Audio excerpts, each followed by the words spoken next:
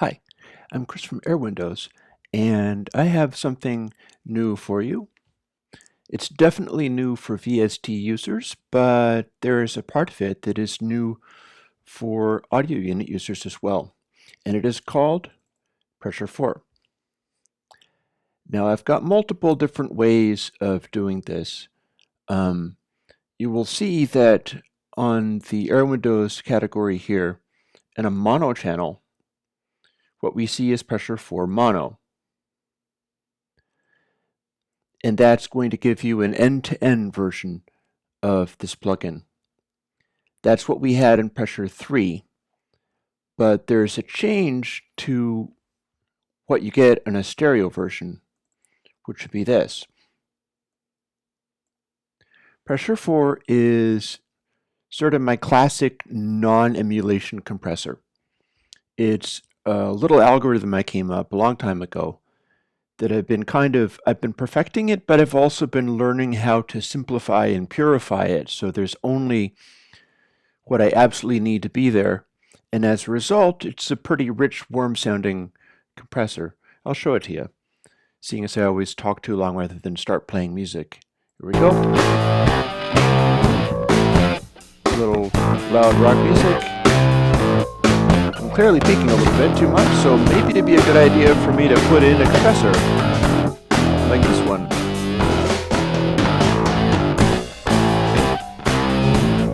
You'll notice I can put that in with no added gain, and it's still going to do its job. You can very clearly hear whether it's in or not. I'm driving it pretty hard. But what Pressure does is we've got this compression.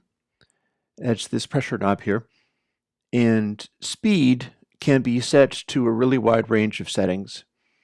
I've got a fairly slow release. It's sort of an attacky, releasey kind of characteristic. It's difficult to describe this algorithm other than not like somebody's hardware box. And mewiness, hopefully that's going to translate into the VST plugin. Mewiness, or this symbol that means mew, it's the same as you would have in a microfarad, is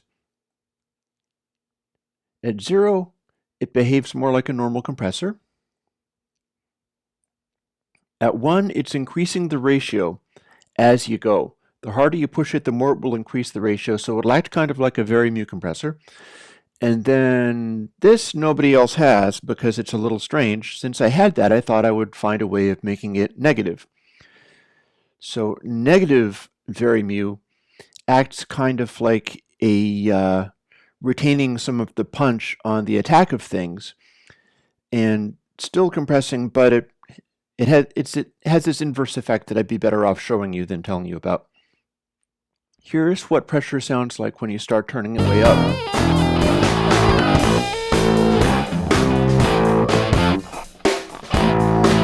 As you can see, you can hear it's compressing a lot, but we can push it a lot farther than that.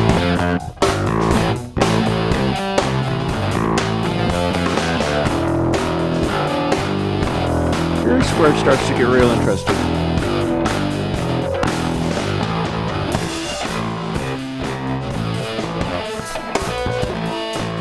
Now that's a severely dynamics inverted sound. But you'll notice it's still able to communicate music fairly well. You can hear stuff through it. There's a transparency, there's a sort of organic quality to it. Now when I start turning speed up, things are going to get real silly. Because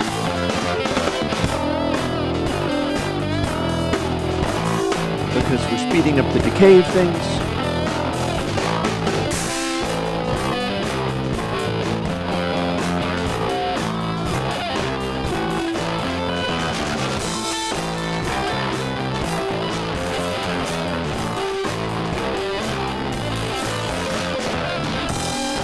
Now that might sound a little squished, so what I'll do is back it off still at that super high speed, and you can hear how that's like.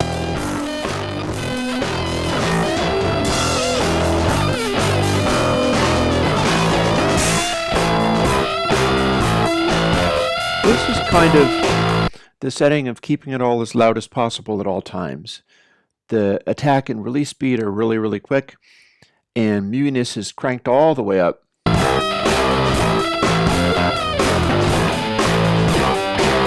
we can have a good amount of gain, or we could just use it as, effectively, it'll act as kind of a peak limiter-like behavior. It's not really. The way that it's stopping all the peaks is essentially by a analog styly saturation component in as part of, let me just show you. If you have this sound,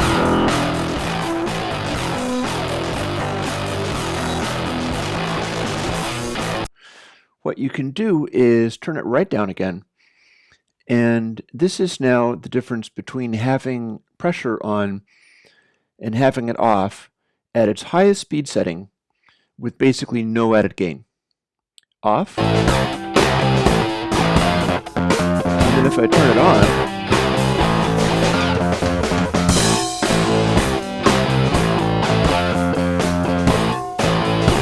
it has a pretty nice sound to it.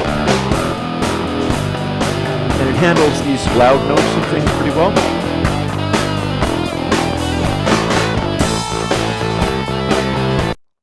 Now if you compare that to having the speed way down,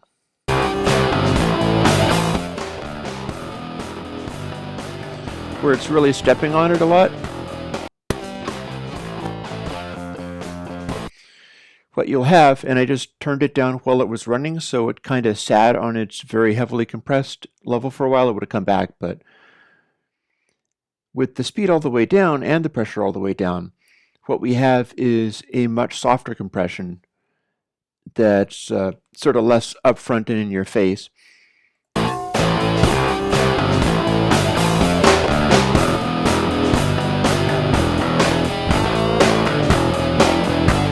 it's going to try to retain the soundstage a little more. It's going to try to retain the relative volumes of everything, whereas if we put the speed all the way up instead, and remember, I'm doing all this with the mutiness as much as I possibly can because I like very mu type sounds.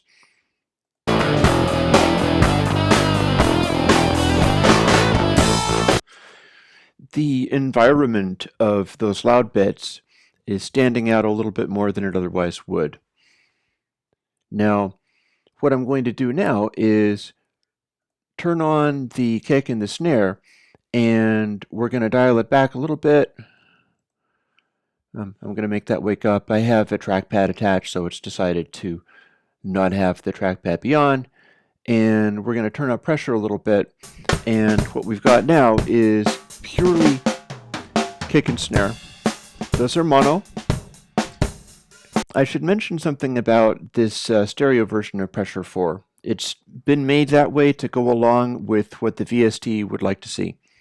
And I came up with a good way of doing, you can basically set it up so it's doing the same thing as having a diode network in the sense circuit of a hardware compressor. And this exists in compressors like I think the SSL. And what it does is if one of the channels is high and the other one is low, it will take the high setting for the sense circuit. And then if the other one is up there, it's going to be sitting at this one. But then if this one goes higher, it's going to take that setting. So what you end up doing is having a sense that is tracking the highest of either. The thing to bear in mind is that when the speed is up as high as this, what you're going to have is the channels dropping out between notes, sometimes dropping out between waveform cycles. And when that disturbs the compression, you're going to get artifacts. That's part of the sound of the compressor. And it's also one of the things that sort of gets in the way of getting a good tone. But if you have both of them and you're picking the highest at any given point, it's going to spend more of its time being undisturbed by artifacts than otherwise. That's what I've done with Pressure4. It doesn't exist in any earlier version of Pressure. And now what I'm going to be doing is showing you the mutiness, which has nothing to do with the, well, actually,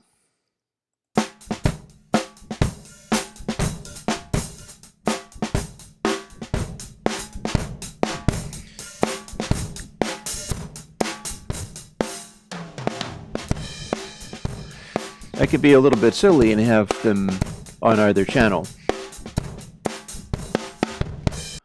And that is going to do its job in the stereo image. But I'd rather just like option click on these guys to set them back to the middle again. Because what we're doing is showing you what some of these controls do. And this one is a little bit difficult to understand unless you can hear it doing its thing. Here we have a crazy, insane, overloaded pressure. This is the very me version. And here's our speed. Notice the interesting things that does to the tone.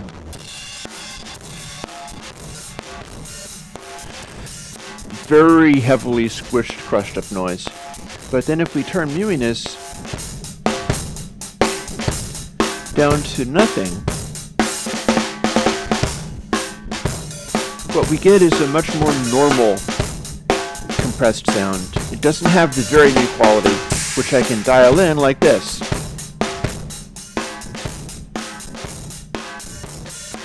You hear what that does? Being able to have that on a control can be all kinds of useful. But what if I go all the way to the other side to this negative setting? What we get here is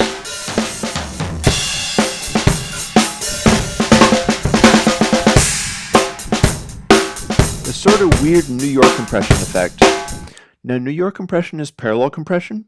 What's happening with that is it's letting through peaks because you've got a sort of wet-dry thing going on. But then you've also got the compressed sound happening sort of behind everything. Negative muiness works in such a way where you're getting a similar effect. I can even turn the speed down.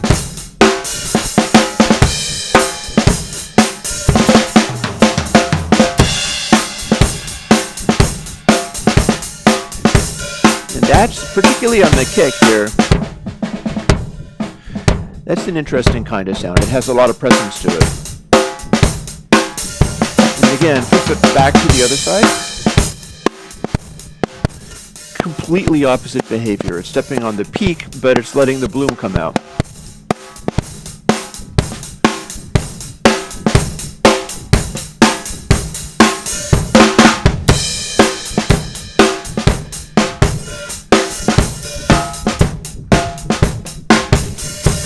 Get this sort of shortening effect on the kick there.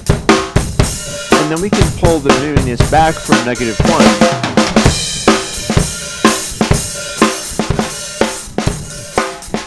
to something of a more normal sound.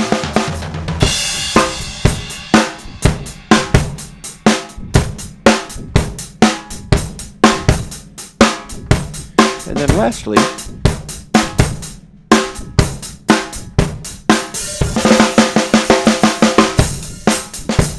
I'll exaggerate that, make it weird.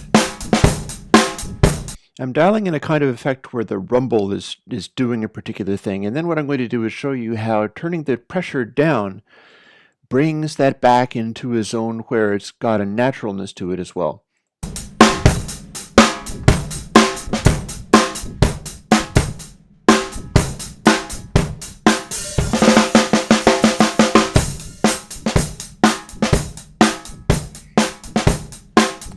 Now that might very well be a handy kind of effect. We've got this going on, you could have this on a kick drum in a setting just like that.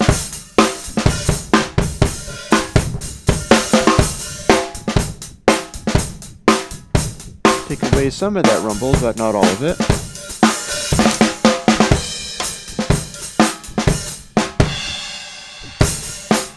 And what we've got is this solid kick drum hit, but with bringing up some of the other stuff. And I'll remind you, the raw sound of these tracks is this.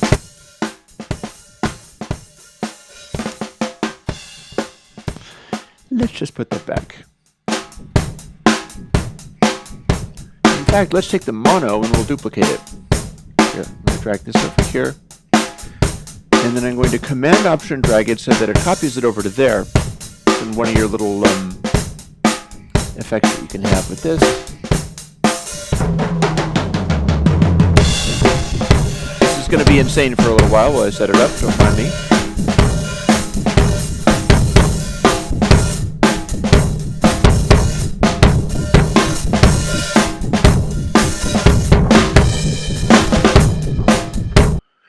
Remember, when you're using compression, if you use multiple stages of compression, it's cumulative, it multiplies.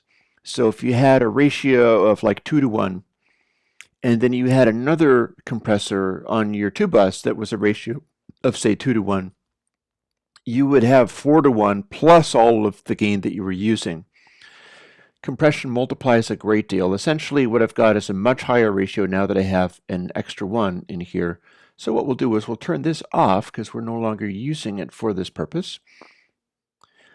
And we'll turn the snare one on so we can see what it's doing.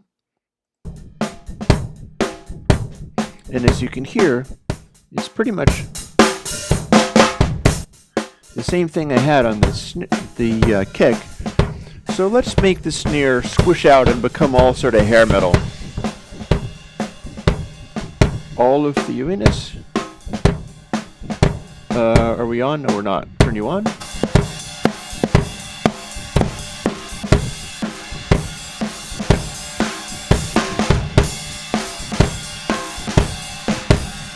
It's bringing all of my hi-hats in, bringing all of my cymbals in. And meanwhile, I'd better wake this up and dial it back a little bit so that we can play more. And let's get a snare sound that works.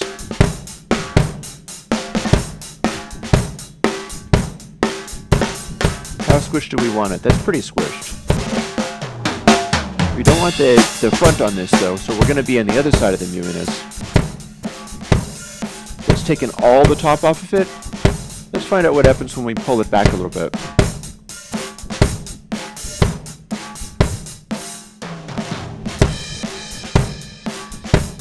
How about if we slow it down?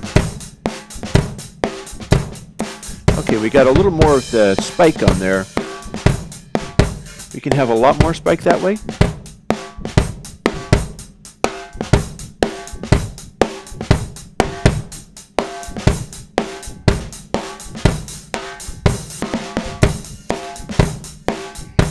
And then let's pull muiness back a little bit just to make it sound a little bit more natural.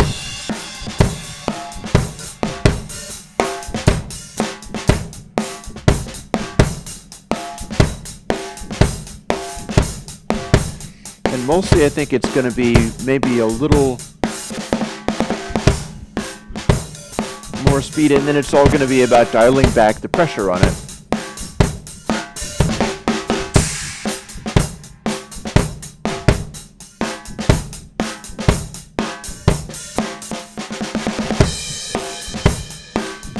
A little less muiness.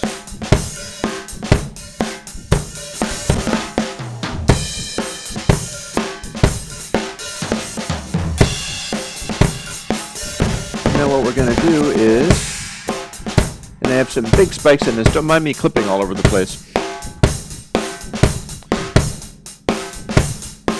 We will put the speed and muiness of the output compressor back on, but leave the pressure all the way down, and we're going to take away our crazy spikes using that.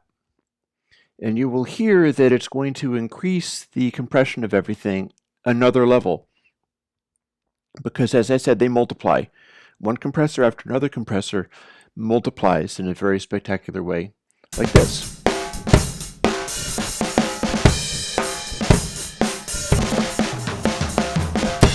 And now that we've got that, we have these crazy hyped out kick and snares. So let's take the solos off.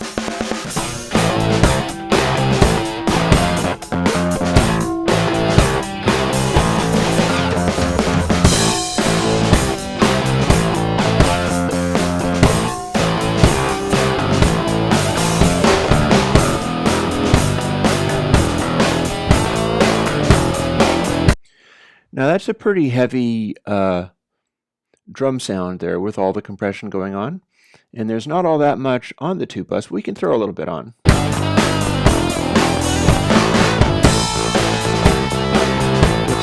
right down so that we have more of a swing on the overall tuba. And bring it up a bit.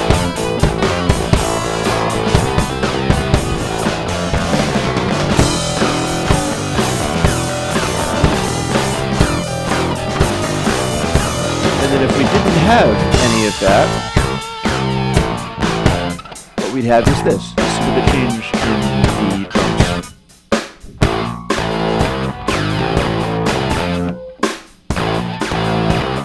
And then with pressure,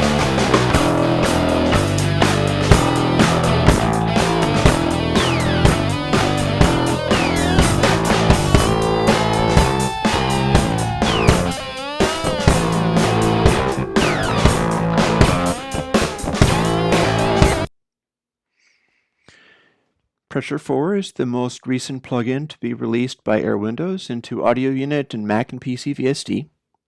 It is free. Now that said, I run a Patreon, so I'm hoping to be able to continue to do this. If you like the sounds I'm able to make, and the new controls that I'm able to add, like this mewiness thing that nobody else has, you might want to keep me around doing it. And that's what my Patreon is for. There'll be a link to it. That said, I hope you enjoy.